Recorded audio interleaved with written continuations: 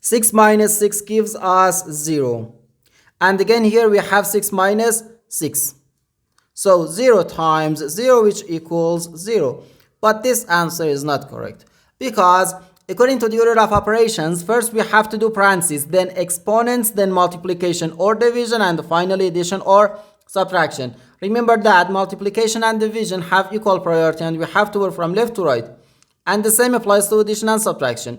In this expression, we have two subtractions and one multiplication.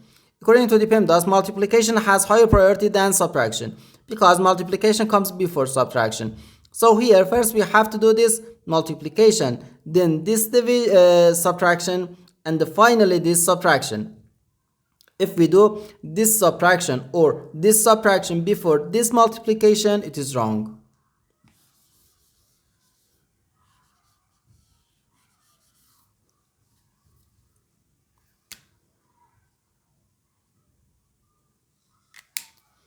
So first we have to do this multiplication. 6 times 6 equals 36.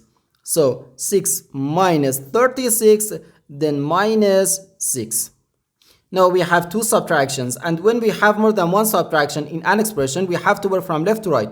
So here first we have to do this subtraction. 6 minus 36, which equals negative 30. Then minus 6. Okay, negative 30 minus 6, which equals negative 36. And this is our final answer to this problem.